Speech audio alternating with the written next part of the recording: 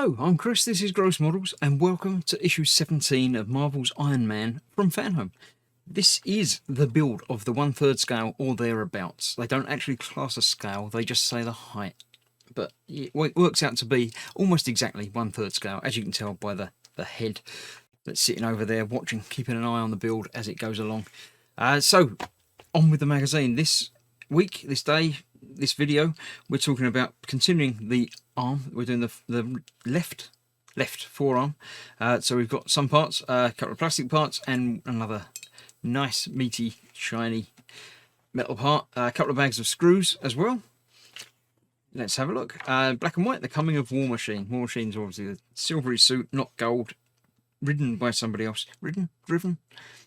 Occupied by... Yes, there we go.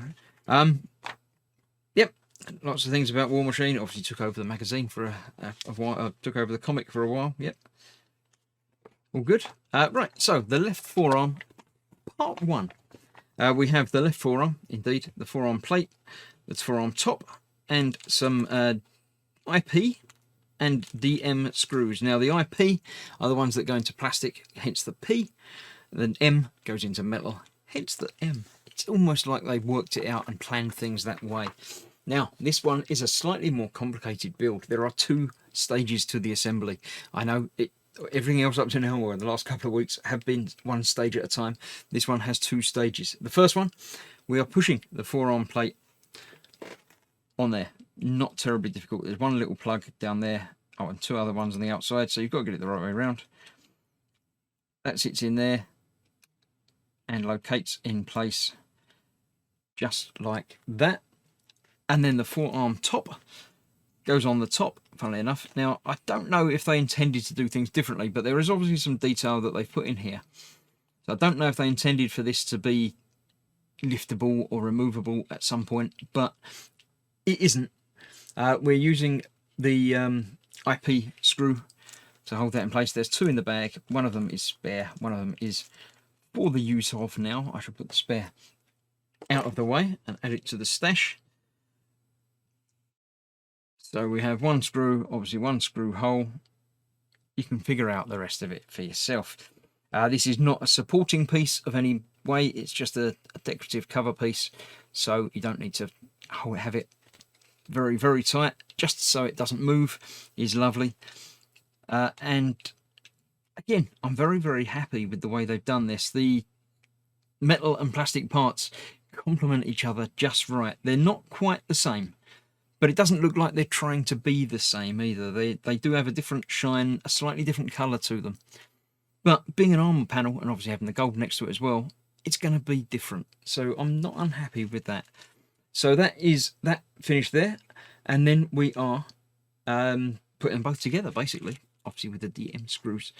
We're bringing back the elbow joint assembly and the forearm stage. We're turning that over there like that, and that sits in there just like that. There's a pin and a square pin there, and they're both getting a screw. These are the big screws with the washers on them. Again, there's 3 in the packet, 2 of them being used, so one of them spare in case anything should happen.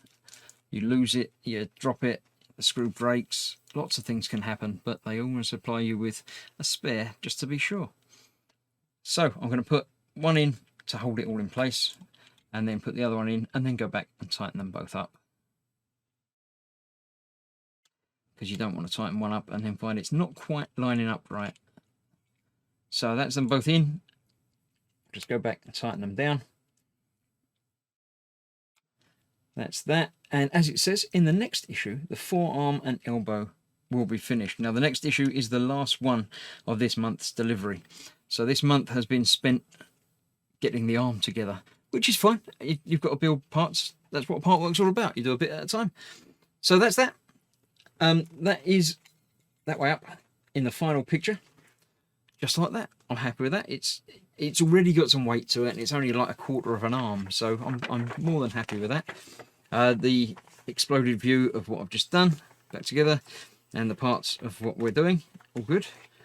And then we're talking about all for one, the founding Avengers. You know, they are the four. I don't know the Ant-Man. That's interesting. That's different to normal. The three of them obviously are the three that were in the films and everything, but Ant-Man's a founding one. Hulk, no, but I don't know. Oh, Hulk is there. I didn't see Hulk over there. Yeah, very cool. I like that, and it's different to the comics, so they change things up a little bit. All good. Talking about all of that, it's fine. Arctic armor, best served cold. The last 2 pages of Iron Man 318, Tony Stark premiered a new armor called the Arctic armor. It hasn't got a number. That's interesting. Fair enough. On Model 15. There we go. It's officially Model 15. It does have a number. Wonder why they missed out 14. Okay. And as ever on the back, one particular issue they're talking about, number 282. That's where War Machine took over. And then advertising next week, building the left forearm. And Force Works, the times. I don't know who Force Works is, but it's probably, I don't know. I don't know. Don't hate me because I don't understand the background of all of this. I'm just doing the build because I like the build and the armor. But yeah, so that's that. That was issue 17. Do like and subscribe and follow along. Tomorrow I shall be releasing issue 18, Into the Wild. So prepare to receive it with open arms and give it your love and attention because it's the last one of this month. It feels a little bit left out. So I shall see you soon for that. Thanks for watching. Bye bye.